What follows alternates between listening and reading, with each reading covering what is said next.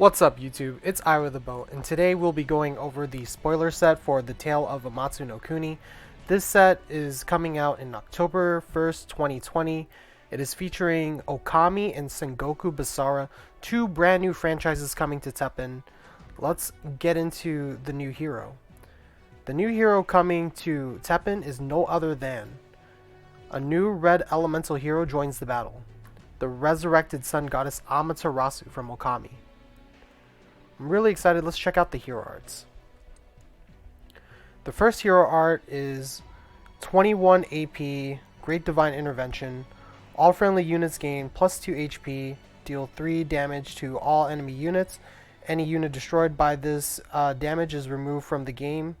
This will not trigger death abilities. This is essentially a team buff, but also a damage dealing ability for enemy units. This gives red players another way to have a damage dealing hero art other than Shinku Hadoken, with Ryu. What's nice about this hero art is it is a direct counter to, Zombie, the zombie shell, because anytime a unit would die, instead of dying, it would actually get removed, which the zombie deck relies a lot of their abilities on death, including MP gainage, including revenge, things like that. Hero art number 2, Thunder Edge. This hero art costs 16 AP, gives plus 1 attack and agility to a friendly unit. This hero art is good for making Amaterasu very aggressive. It could make a card in TEPPEN called Seregios really busted, because Seregios is a 4 MP 1/6 with flight and combo, but giving it plus 1 attack and agility makes it a very strong card, even stronger than Heavenly Kicks Chun. So that will be a very big deal next expansion. Hero art number 3 is 20 AP, Celestial Envoy's Miracle. Your hero gains all friendly red units gain plus 1 attack. This hero art is a stackable ability. It does not require you to have any units on the field. However, at any time where your units are existing on the field, they will get plus 1 attack. It is important to emphasize that this hero art only specifies for red units. So if you try to play like a green unit, for example, the stacking attack will not work. Next, let's go up to the cards. For rating the cards, what we'll do is we'll read the ability first. We'll then try to explain the card, and then give a review out of 5 stars. Start with Sun Goddess Amaterasu. It is a 3-cost 1/3. It has the ability Growth 3. Level 2, gain plus 1/+4. Level 3, deal 4 damage to a random enemy unit. Level 4, give all friendly units plus 1/+1. Level 5, gain plus 2/+2, agility, veil, and indestructible. So some things to note about this card is when it's all said and done, Amaterasu will become a 5/10. Then you also have the max growth abilities will be given agility, veil, and indestructible. Veil is an ability where you can't target the unit, and then indestructible is where it cannot be destroyed by destroy effects. Something that's very misinterpreted is indestructible. Indestructible does not mean that the unit will not die. If Amy's health goes to 0, she will go to the discard pile, because it's not a destroy effect, it's actually a state-based effect where the health has hit 0. Overall, for me to rate this card, I think there are some really cool interactions. Like, you can do Desperation Act to give it 6 growth points for 1 MP. So if you do that twice, it will reach max growth, and Desperation Act will not trigger its downfall ability because of Indestructible. Indestructible will save Amy from Desperation Act. If I had to rate this card, I'd probably give it about a 3. I think it's very casual. It is a good card, but it's very casual. I'd be surprised to see it, pop off and be played towards the ceiling. However, I could definitely see it get out of hand. If the opponent doesn't deal with it, then, it just gets bigger. So in that respect, Amy is a good card, but she's not a good card that will stick very long. Next we have Divine Spear Yukimura. This is a 7 cost 2/8. It has combo and then ascend, gain +1 attack, agility, reduces any damage taken to 1, and this unit takes 1 damage every 5 seconds. This card has been put closer to Oro. Oro being another card that reduces all damage taken to 1. And this card, it is very important to note that it takes 1 damage every 5 seconds. So effectively, this card can get about 4 attacks in before it absolutely dies, just because of how fast it is. It might even be less than that, but overall the ability is nice. Red does have some cards to give it health. You know, I think it's Riding the Giant Weapon is a card that gives +3 health. I could see it being very powerful with this card.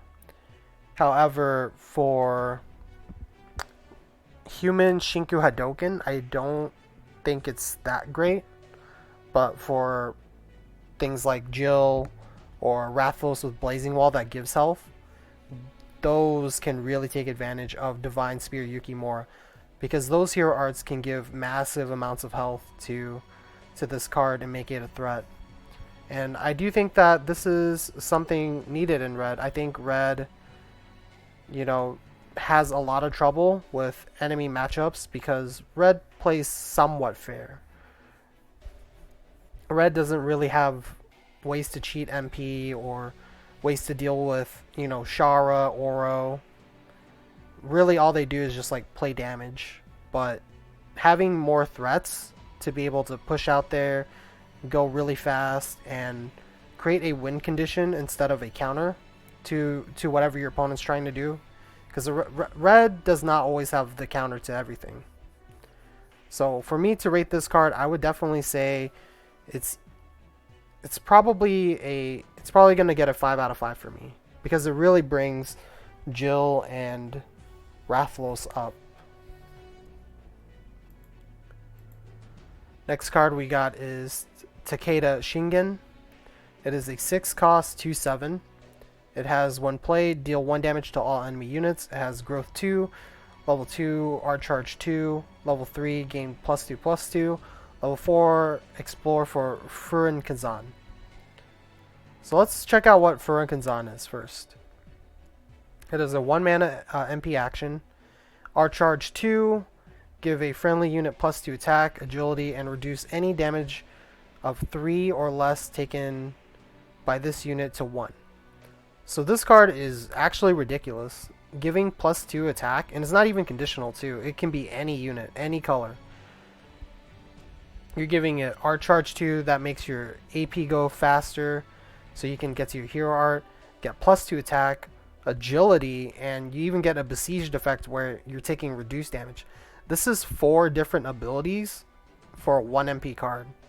However, for all we know, the only thing you can do to get this card for now is Takeda Shingen. There might be more once the set releases.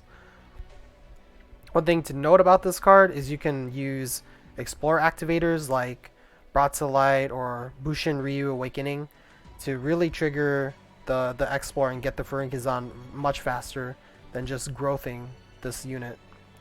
I would have to say that this card is really strong for Jill, giving it many abilities, because just having the +2 attack, the agility, the reduce damage can make a Jill deck very aggressive. And I think Red being aggressive is exactly what Red needs, because, you know, like we said earlier, I believe that Red is in a state where it doesn't always have the answer to everything that's going on in the meta. So the only way to really beat that is to be aggressive yourself and make your own win conditions. So seeing cards like this is really great. Takeda has to take a 5 out of 5 for me until something else comes in that's better. But I do think that this specific playstyle is highly necessary in Red. Next up we have Clay Samurai. This is a 4 cost 1/8. When a friendly spirit unit dies, gain +2 attack. So this card is a 4 cost, and for me, I would compare it to Neon Tiger. Neon Tiger is a 3 MP that's a 110. And to pay 4 cost for weaker stats for me is not that great. Another thing is its ability relies on the spirits. We have not seen all the spirits, so this might actually be better than I think, but 4 MP is kind of costly. Right now, in the current meta of TEPPEN, we're seeing that the whole meta is revolved around 3 costs, except for Yan. Yan will play, 4 cost. But that being said, generally, it has to be a really good card for me to pay 4 MP for it. And this card by itself, I am not impressed. So I would probably give this about a 2 out of 5. Wood Sprite Sakuya. This is a 5-drop, 115. The abilities is this unit cannot block enemy attacks. Attacking, expend -2 HP to give +1/+2 to a random other friendly unit, and then ascend, exchange this unit's HP with your hero's life. So this card, when it's attacking, it'll reduce itself and then give a buff. But also, you can ascend to change your life or the HP of this life. So it can be seen as like a life gain ability. But there's a lot of problems with the design of this card. Number one, because it's a legendary, legendaries are supposed to be really strong and, great. I love the artwork. But with the attacking ability and giving buffs too, it's kind of alright. I could see it being really strong in Heart Tank. Like casually this is strong, but everything that I'm rating and comparing to is always going to be the ceiling. But let's talk about the casual play. I do think that this card will see great synergy with Heart Tank and anything that has to do with life. But the thing is that cards like Wood Sprite Sakuya, because it's a 5-drop, because of the health, it will die somewhat quickly, but it can get out of hand, especially with Heart Tank. Now, the next thing is, if you're going to do it for that reason, for that play, you will not be able to take advantage of the Ascended ability, which is exchange this unit's HP with your hero's life. So it's got to be one or the other. You're either, becoming very low health or having very high health, or then using Sakuya's ability. But you have to really pick one or the other. Do you want to make her a card that exchanges life, or do you want to make her a card that, expends life of her own and then give buffs to your units? And already for ceiling play, I'm rating the first ability not very good. The second ability, I feel like there are already cheaper cards in green, especially even cards that have this like the same amount of cost, kind of like Paradox. Paradox is a 6 MP card that gives 12 health to a player or a unit. And I think that those cards are just better than Sakuya. But I could very much be wrong. My rating as it stands right now has to be a 1 out of 5, but that's, clearly by observation. The next card is Itsuki. This is a 5 MP 2/5. It has Heavy Pierce, Crush, and then when it's ascended, it gains +2/+3. So this is the first time we're looking at Crush. I want to explain what Crush is. It deals damage when attacking without taking damage from counters. So effectively what this means is if your unit with Crush is attacking an enemy unit, then what happens is you don't take any counter damage. So it's a one-sided trade where you're dealing damage, but you're not taking any damage. However, if Itsuki, this card, has Crush and is blocking, it'll still trade damage as normal. When it comes to this card, I could see it being very valuable to Choral Orchestra and maybe Yawn. Because of the Ascended ability, it does trigger Yawn. However, you really have to, once all the cards are released, you really have to figure out what is the best synergy, because even though this card is very strong on its own, it is a 5 cost. So players will have to review, cards. I would probably look at the current 4-drop Nero, and then I would look at Itsuki, and then try and figure out, like, oh, okay, how should I play, these cards? Because you really have to figure out what is the correct amount of ramp. Does this card counter cards in the current meta? Things like that. It is very powerful. I think we will see a lot of play from this card very early on. And then once things kind of like shake down a bit, we'll actually see the value of its playability in the meta. But overall, for me, I'd have to give this a 4 out of 5 just because of design and it being a moderately powerful card. I do think it's somewhat balanced. The only question of its balance is if it is undercosted for its abilities. But as of right now, I do think that is balanced. I don't think it could be overcosted. Next up we have Green Imp. It's a 3 mana 2/4. On death, it inflicts seal on a random enemy unit. What I really like about this card is it's a seal on a unit and it's a 3 MP. So it fulfills a lot of different needs in a deck. Number 1, it seals an enemy unit. Number 2, it's a 3 mana, and 3 manas I always refer to as perfect blocks because at any time your opponent is trying to attack you with a unit with a normal attack speed, you can always have enough for a 3 mana drop to block with it. And that's pretty decent stats, 2/4, can't really complain. I like this card a lot. I feel like it adds a lot to green. I'm not sure that green needed it, but green will definitely use it in my opinion. And I would have to really rate this as a 5 out of 5 because it's giving another option for deck building. So just by design, I love this card. I love this card a lot. Next up, we have Oshu Lord Date Masamune. This is a 6-cost 1/10.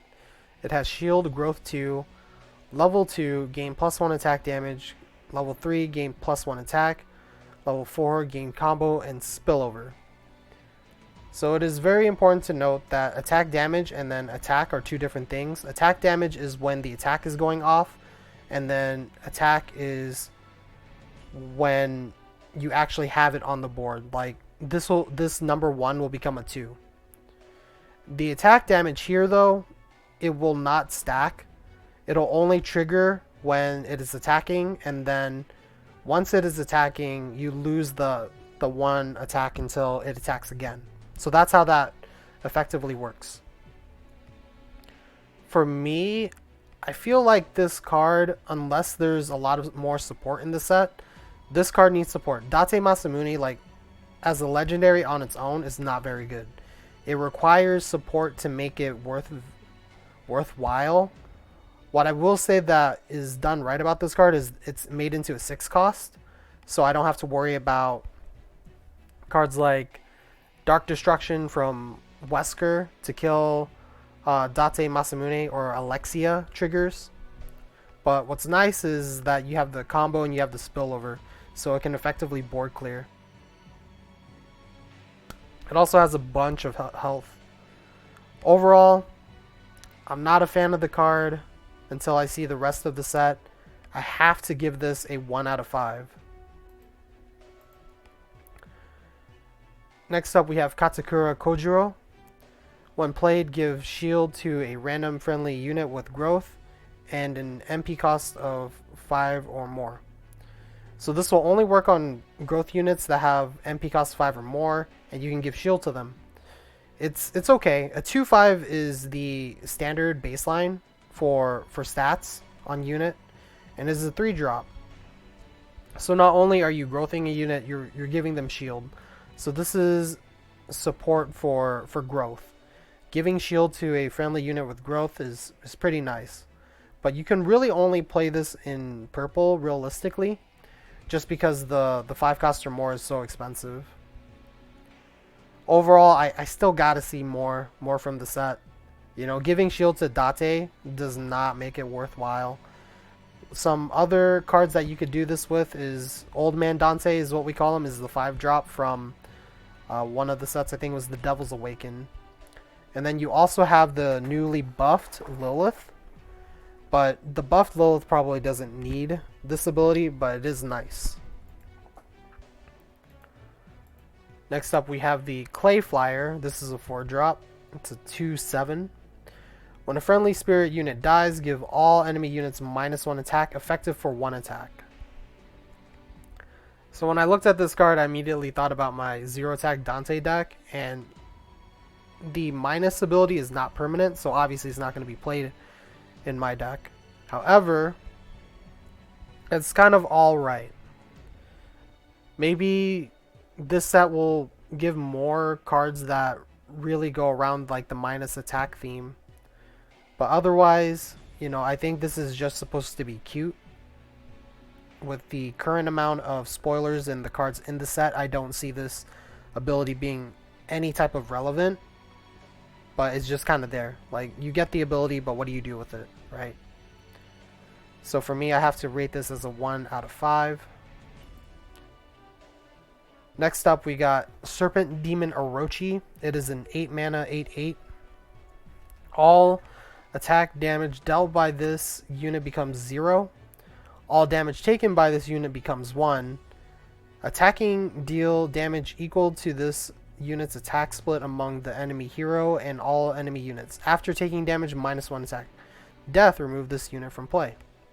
So let's break it down per sentence. So the first ability is all attack damage dealt by this unit becomes 0. So effectively, if Orochi is attacking, it'll deal 0 damage.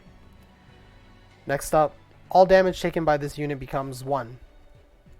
So if Orochi is ever going to take damage, instead of taking like 5 damage, it takes 1 damage. So it'll become like an 8/7. Attacking. Deal damage equal to this unit's attack, split among the enemy hero and all enemy units. So what happens is, on Orochi's first attack, if it's attacking and it has 8 attack, that 8 attack gets split amongst your opponent's enemy hero, their life total, and then any units they may have on the board, and it's random. Another ability is after Orochi takes damage, it gets a debuff of -1 attack, and that's permanent. So this is a way to offset and make Orochi, you know, have a weakness. On death, you remove this unit from play. So what they're trying to do is, because it's a black elemental card, they just don't want people to keep resurrecting Orochi just because of how powerful his abilities are. And that's what this card does. I think it's a great card that you can play in black. I don't know if you would play it in every deck, but it is definitely a legendary that is just powerful on its own. I have to give it a 5 out of 5.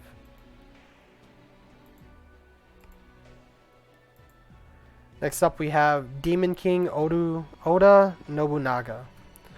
It has Revenge, gain attack and HP equal to the respective values when this unit died. Ascended, gain +1/+1 a number of times equal to the attack of the unit destroyed by this unit's Ascend ability. Also, it is a 4 MP 2/5. So on Revenge, when Oda Nobunaga dies the first time, and it only gets to die once because it doesn't have infinite revenge, it gains attack and HP equal to the respective values that when this unit died. So what this means is, if Oda Nobunaga died, it takes the current stats that it had and then doubles them, and then it becomes that stat. It becomes that stat line. It is very important to note that if Oda Nobunaga took damage, so let's just say, for example, you know, Oda Nobunaga was a 2/1 before it died, then by the way that this ability reads, when Oda Nobunaga comes back into the deck, it will become a 4/2 instead of a what you would think would be a 4/10. So that's very important to note, that it might have a lot of attack, but the defense will go lower once you get that revenge ability.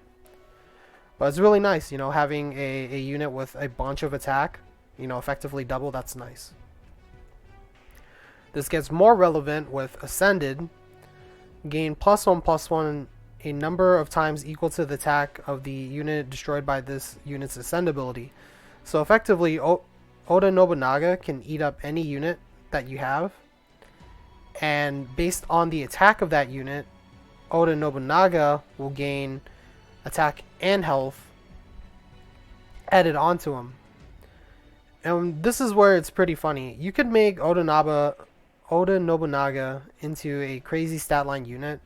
Like, let's just say that it becomes you eat something with 10 power, 10 attack. Then Oda Nobunaga will become a 12/15.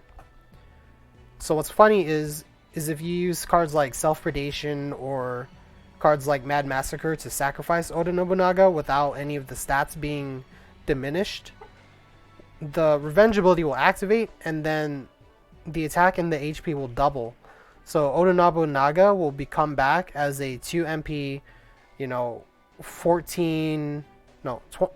24 attack and 30 health. So it can get pretty ridiculous. In fact, I think I would want to do that if I was playing this card next season. So you might see some plays like that. This card is ridiculous. I have to give it a 5 out of 5. Next up, we got the Yellow Imp.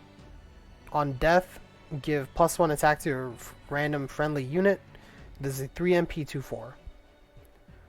So this card, we always talk about this with the 3 MP units, especially for black. Because black already has the zombie shell, it's really hard for 3 MP cards in black to have a spot in deck building. Because all the cards that say gain +1 MP in black, those cards are already ridiculous, and that takes up 9 spots in your deck already. So it's a very competitive, lineup. For that reason, Yellow Imp would only be seen play in decks where it's like really aggressive. If you were to play this in red black, Metsu Shoryuken, maybe. But in general, when it comes to just building a mid-range deck or a control deck or just any deck, the zombie shell is generally better. The stat line's okay. I'd have to give this a 3 out of 5. So we got 4 more new cards. These are very new to the game. We've seen some earlier renditions, but this is a new type of ability that we'll see coming into the set.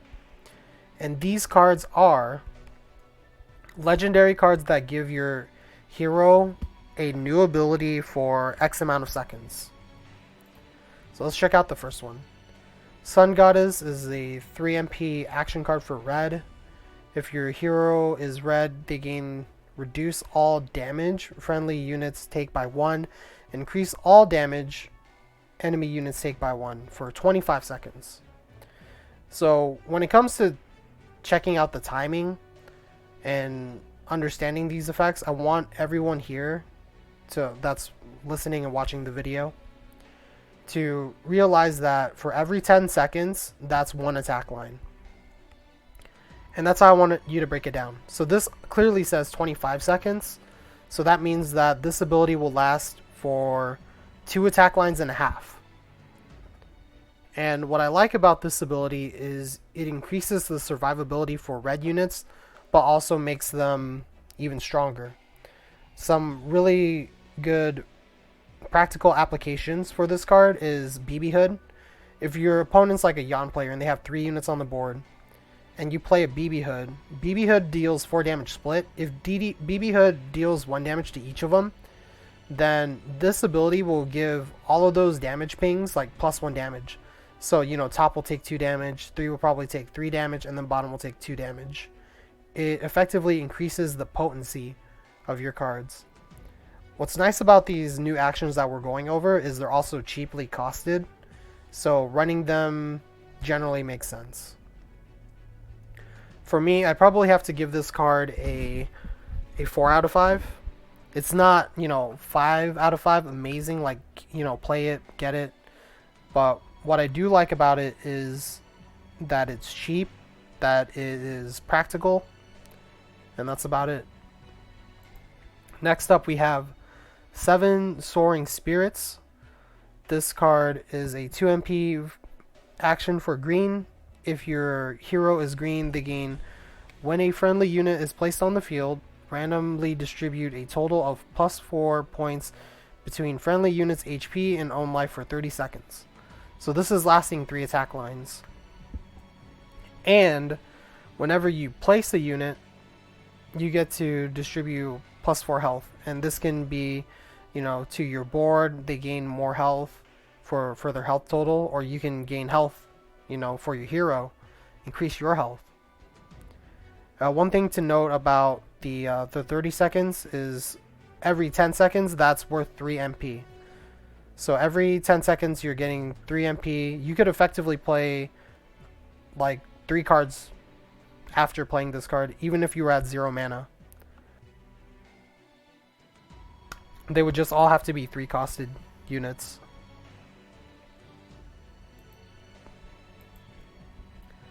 For me to rate that card, I'd probably give it about... I would give it about a 4 out of 5 still. It's not 100% necessary. There's 2 situations you can use it in.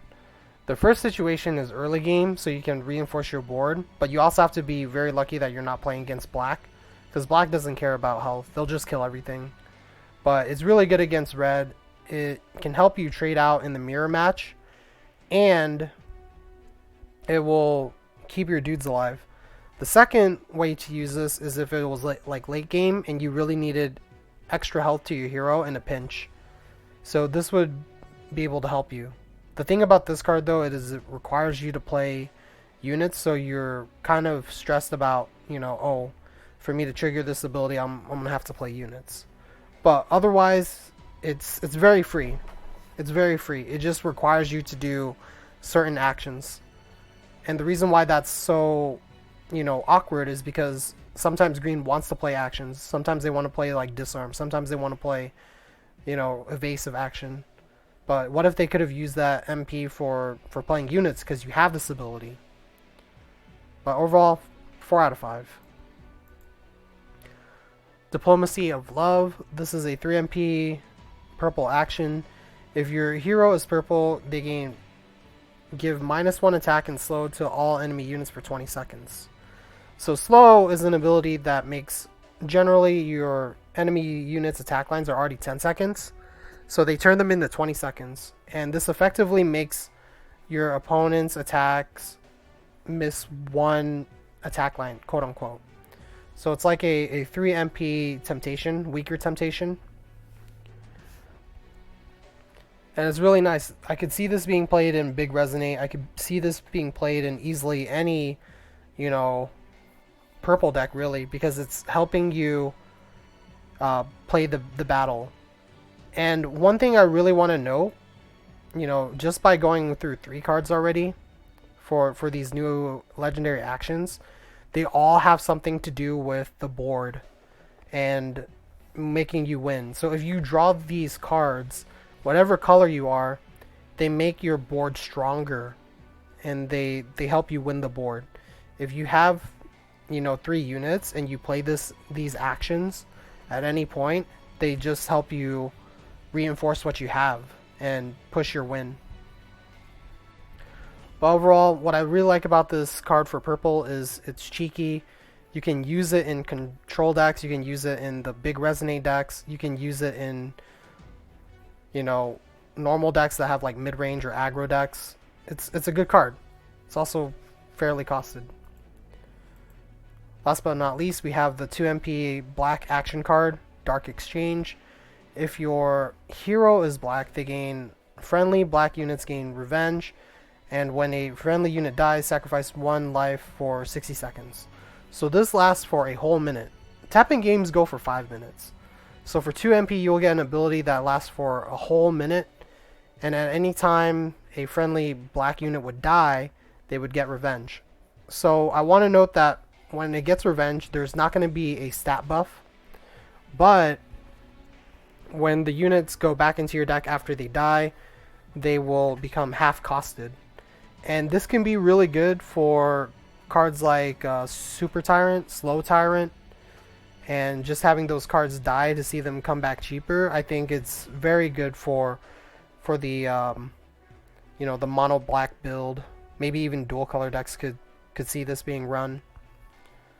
It's a different way to play the game of Teppen. We haven't seen any type of abilities like this, but it really pushes the revenge aspect forward. I do kind of wonder if this is a card that will be massively played in, Nergigante Spike launch. But this is also the one only card that doesn't really have a whole lot to do with manipulating the board. This is more manipulating your deck and your units. So out of all four of the legendaries, this one stands out.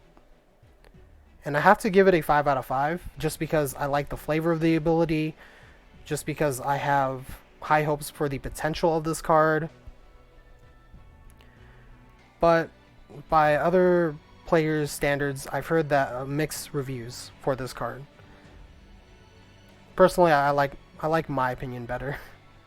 But yeah, 5 out of 5. Card lets you put more overly costed units back in your deck for cheaper.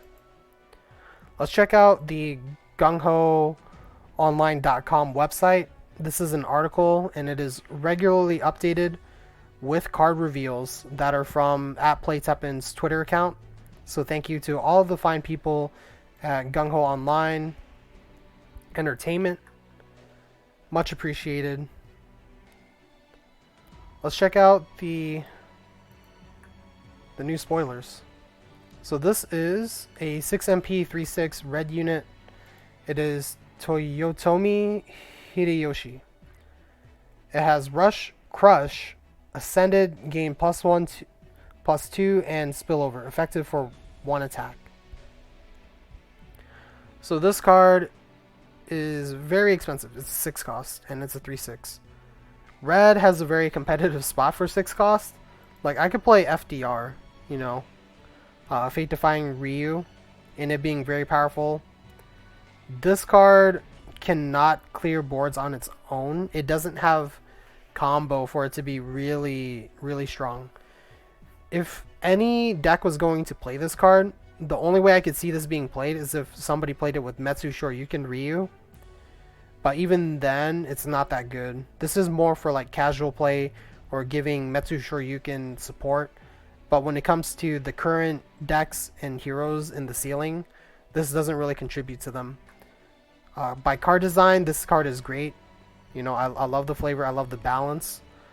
But for practicalness and being towards like the ceiling level comparison, I'd have to give this card a 3 out of 5. It's just okay.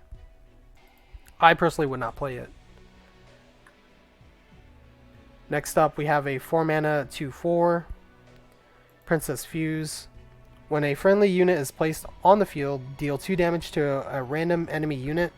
While on the field, whenever the player who controls this unit destroys another unit through damage dealing effects, explore for shield, excluding damage through spillover. So this card is really cool. The first thing that stands out to a lot of players is that it's a human.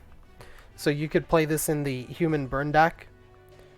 But for a lot of the ceiling players, they'll notice that, I'd rather play Carlos if I wanted to shield, or I'd rather play Rashid if I wanted to burn.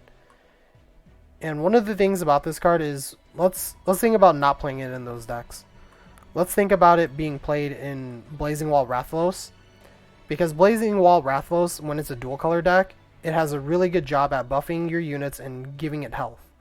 So effectively, you can make Princess Fuse protected, you can keep her on the board for very long, and then at any time that you would place a unit, it doesn't matter what tribe it is, you will get an ability that deals 2 damage, and if it kills anything, you get to explore for a free shield, which completely reinforces the whole Blazing Wall idea. being able to protect your units, being able to fight for board. This card, I think, is really great in that respect. So design wise, I would have to give this a 5 out of 5. I love cards that have multiple abilities but don't go overboard. And what I like about this card is it goes to a deck while it is quote unquote, I'm not sure if it's a tier 1 deck anymore, but it kind of plays like one. You just don't see it as much anymore, the Blazing Wall deck. I just like that the deck is getting more support, because watching Blazing Wall grow over time, it's a deck that actually does not see a lot of changes in what cards it plays. So I like that they're adding new flavor to it if players were going to play this card. Next up we have a 3 mana for 2. This is Sarutobi Sasuke. As Rush. After dealing damage to the enemy hero, deal 2 damage to a random enemy unit. So a lot of players have been saying that this card really compares to Guy, which is a 3 mana 2/5 with Rush. And the thing about this card is, design wise, it's made very well. It's kind of like a high risk, high reward card. And there are times where you can have for sure ways to deal that 4 damage with Rush to also trigger the ability. I think that this card is a very strong card that reinforces the idea of an early rush down, because once it triggers the ability and deals 4 damage to the enemy, it burns the opponent's board, which is something you don't really get from Guy.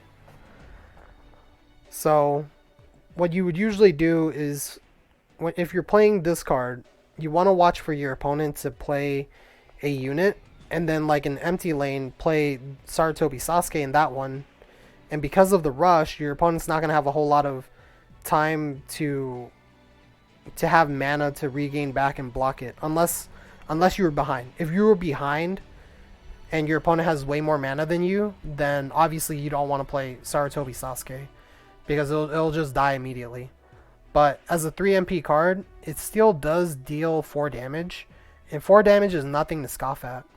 You know, who wouldn't want to play a card that says, 3 costs, deal 4 damage to something? It's a pretty decent unit. It's not amazing, but it's decent. For this reason, I think it's a 3 out of 5 rating for me. But that's not actually all that bad for what it is. We've kind of talked about it for a 3 MP, and this looks like a rarity. The rarity on this card is a rare. That's pretty good. Next up, we have a 3 mana 2/2. This is Kushi. When played, explore for Thunder Brew. Your hero gains +2 life. So we already know what Thunder Brew does, and we'll get to it. And it says your hero gains +2 life, and it's a 2/2. So what I like about this card is it's cheap. You're gaining health for it, so you're getting something immediately. And the baseline base stats is not that bad. It's a 2/2. Let's actually just go all the way to Thunder Brew, because I want to be able to rate that card fair. So Thunder Brew is a 1 MP action, and it is give a unit take 1 damage every 5 seconds, and that unit cannot counter. So this card effectively makes whatever it's targeting drunk, quote unquote, because it'll take damage for every 5 seconds, and it cannot do counter damage. So if it's blocking, it won't do any damage back to whatever it's blocking against. What I like about this card is it is screaming control. This is 100% a control card. It's nice that green can have it. This is a good card against Orochi. Orochi was a card that we looked at earlier. It's like an 8/8, gets pretty ridiculous. But what I like about this card is that it's cheap to use. It's a fantastic control card because you can use it on any unit, and then that unit will eventually die for the cost of 1 MP. And it makes your life a lot easier. So for green, this gives them a different style to play, but also really gives them more options against the meta. So I could see this making green more powerful. And if we're getting it off that 3 mana card that we just looked at earlier, I think it's pretty strong. I'd have to give it a 5 out of 5 just based on design.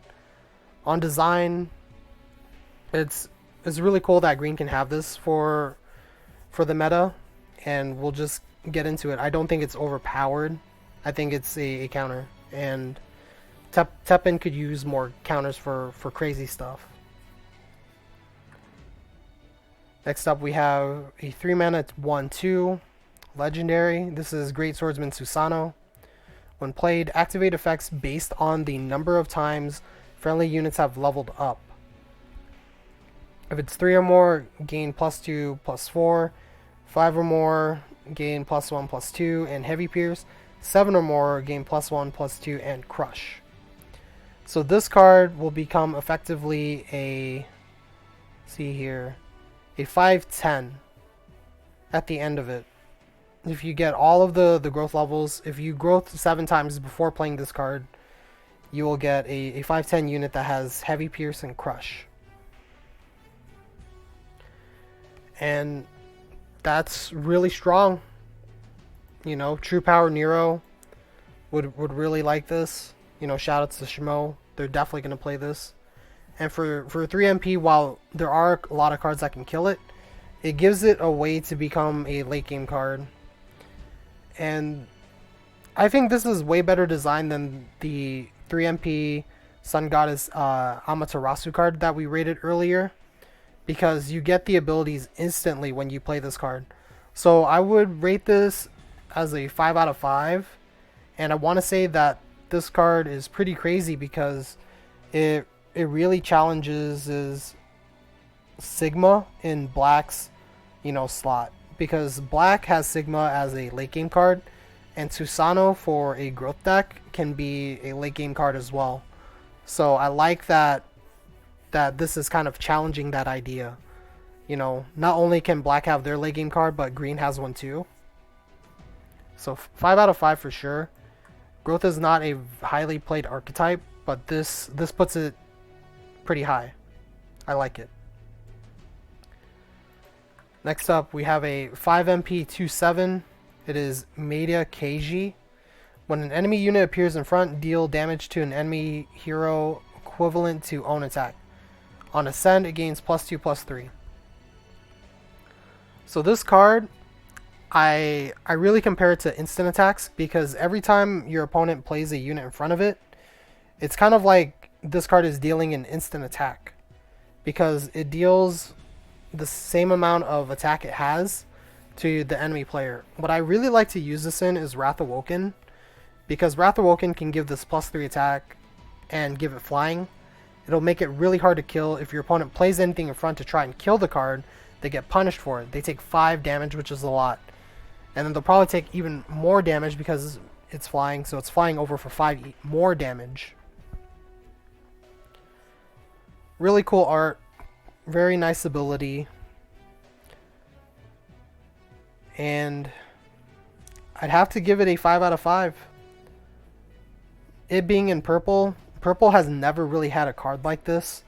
And it's nice to have cards that don't have resonate that are really strong. And you can make a different archetype. We don't really see a whole lot of splash decks with purple.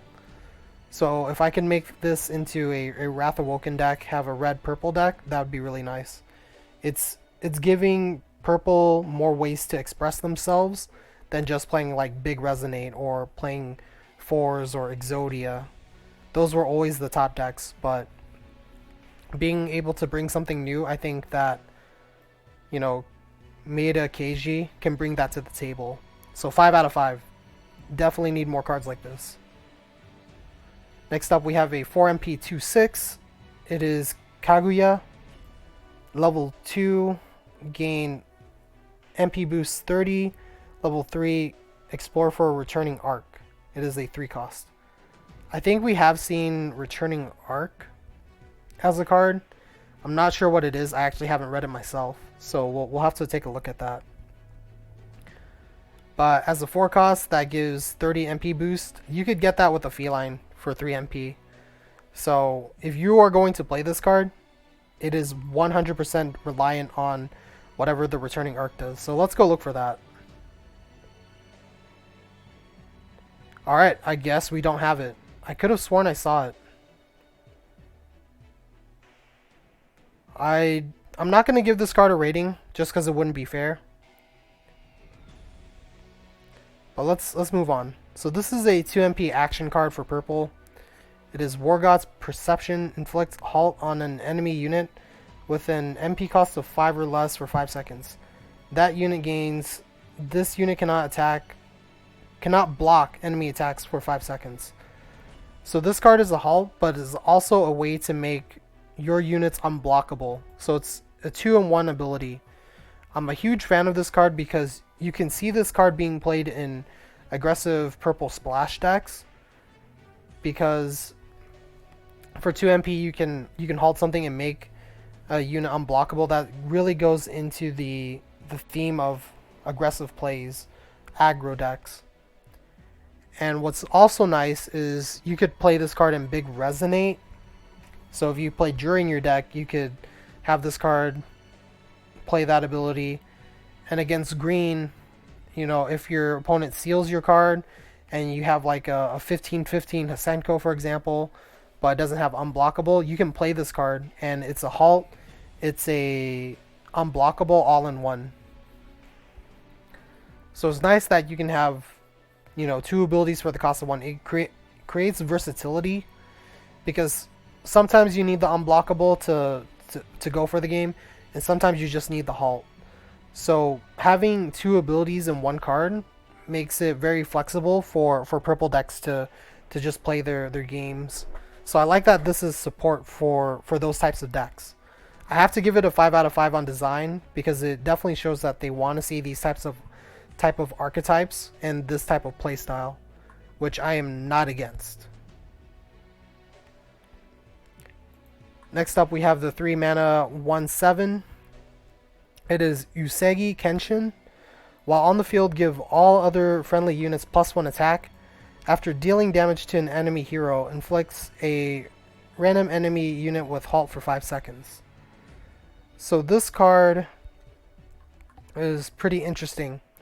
Again, it says attack damage, so I want to make a note that attack damage is not the stat on the card. So this won't become like a 2/7, for example, if you had 2 of these. What's going to happen is the attack damage only triggers when it is attacking, and then it debuffs after the attack has happened. What I like about it is it's really cheap costed, so it's not a high commitment. It could help you trade, and if your opponent doesn't block it, one of their units get halted. What's really cool about this card is it really plays into the style of, if your opponent doesn't block, they get an enemy halted. So it's kind of like a baby Amatsu. There's already a card in the game called Amatsu, and they have a similar ability where attacking they halt a random enemy unit for 5 seconds. Usagi Kenshin is a similar idea, but it's a 3 cost. So you can give this like flight. You could give this double trigger for like agility and flight, and then it'll just like keep halting stuff. I've made a deck with this idea before, and just being able to consistently halt your opponent's units and they are lane locked, this is really cool. I think that Kenshin will see a deck of its own. You can definitely 100% build a deck just around him, where he's just halting everything on the board. You know, it could even be a dual color deck and you could get it off, I think. Because I'm thinking you could use this with Amaterasu, give it agility, and then hook shot, flight. So it'll just like keep attacking and halting things. So this is a cheaper way to play kind of like a big resonate style, where you just lane lock the opponent. I have to give this a 5 out of 5. Being able to have more options to play, purple style decks is really nice. Because right now, the current Temptation Big Resonate deck only plays 4 units. With this coming out, this will allow different types of of a similar idea of that deck to be more consistent but also be different. And because it's a 3 cost, who knows? It might even bring more counterplay to the meta. While as powerful as I'm making it to be, it could also be countered easily too. So we'll see. I do think it can become an archetype, but how it fares out, we'll just have to see. 5 out of 5. We talked about this card already, Thunder Brew. Next up, we have a 4 MP 1/6. It is Camille and Camilia. When played, if there are at least 3 different tribes among friendly units, all friendly units gain +1/+1. So the best card I can see this being played with is the 3 mana basic cat, the feline, the 1/5 that has, you know, monster and beast. Because if you have that on the board, then you play this, then you get the ability off and everything gets +1/+1. This card is okay, but all it really does is it buffs your mana batteries. And I'd rather just play Nero, because Nero's a 4 cost and can potentially become a 4/8 or a 5/9 and just become way more powerful than this card. I'd rather have that as a threat than to buff my whole board. Is this card playable? Yes, but for the ceiling standards, Nero's already a better card than this, so there's not really a reason to play this. I would have to give this a 3 out of 5. If they ever nerf Nero, then I could see it being played, but other than that, you know, Nero's just already better. Next up, we have a 3 mana 2/5. This is Madame Fawn. When played, add 1 action card with an MP cost of 1 or less from your deck to your EX pocket. What's nice to note about this card is you can use it with like deadly traps, so you can fish it out and, you know, bounce cards. And the stat lines is already, you know, standard. You could also play this in dual color decks, so you can search out cards like Conspirator Speech, and that would be pretty nice. It allows you to really play with your EX pocket and also block, attack, play aggressive. There's a lot of situations you can set up for with this card. What decks could be really great with this, I don't know. I'd have to rate this as a 4 out of 5, but I'm not rating it a 4 out of 5 due to practicality.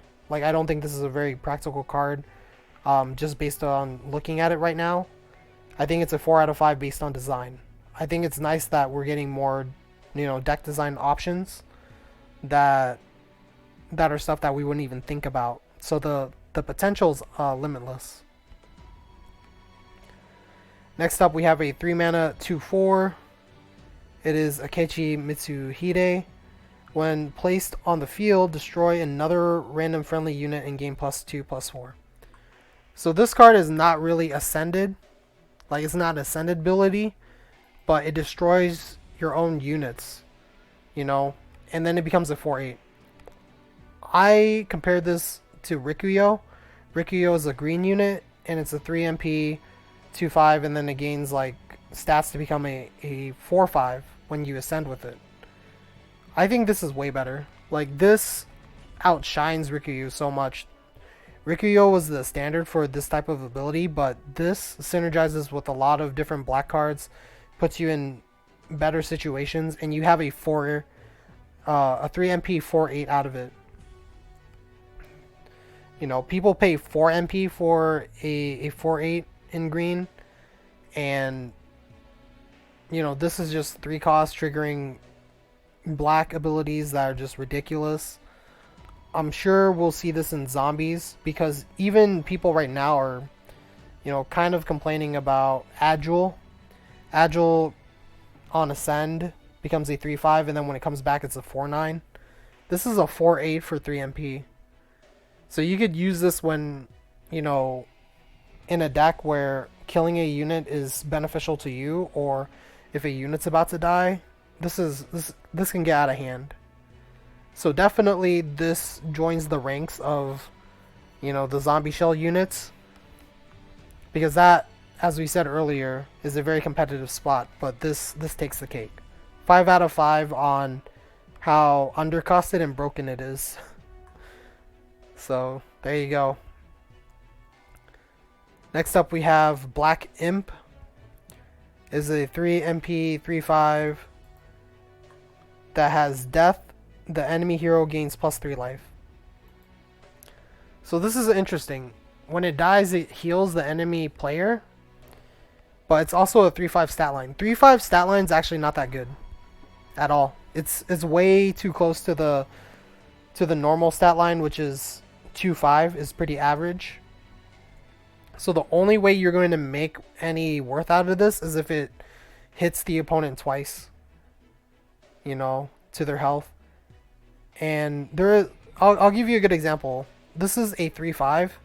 There's no way in heck that it can outtrade a 4/8 or even be worth more than a 4/8.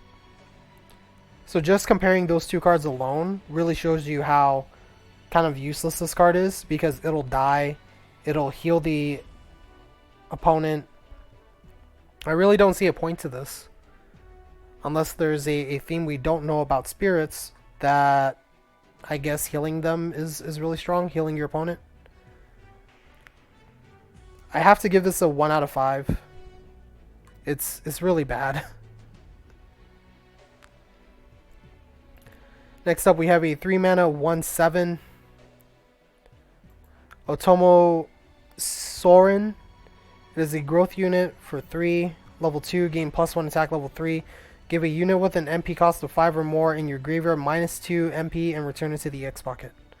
So this card is pretty dumb. Dumb in a good way. Because for black, mono black, for black cards, they already have the theme of gaining a lot of MP advantage, whether it's like killing your opponent's units, whether it's gaining MP back for your units dying. What's crazy about this card is if you have Alexia in your graveyard, Alexia Ashford, which kills any 5-drop unit, if you have it in your graveyard, you can bring it back with this card, and then Alexia becomes a 3 MP unit. That's crazy.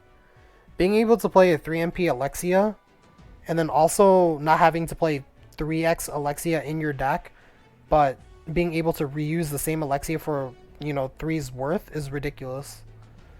So the fact that this is a 3 MP unit and it sets you up for a bigger play that makes your play cheaper, it really goes all in the idea of black not having to pay too much for their cards, and then also being able to get so much MP advantage as their theme. As a 3 cost, this card is not balanced. It's kind of overpowered. So I would give this a 5 out of 5. Alright, last but not least, we have Mr. and Mrs. Cutter. It is a growth unit for 6. It's level 2, grows into Crow Tengu. It's also a 3 mana 1/5. I have no idea what Crow Tengu does. We'll just kind of have to see, right? And that's it for the cards. So let me know what you think about, this set coming up. If you're excited, if you really enjoy, Amaterasu. Also really curious if we want to see a Sengoku Basara hero coming to TEPPEN. Who knows, that might be coming in the next set, right? Anything can happen in TEPPEN. They're always bringing us surprises. If you have any questions about any cards in the game, feel free to ask, and I can answer those in the comments. And if you haven't already, please feel free to like and subscribe to the YouTube channel. And that's it. Thank you all. Have a good one.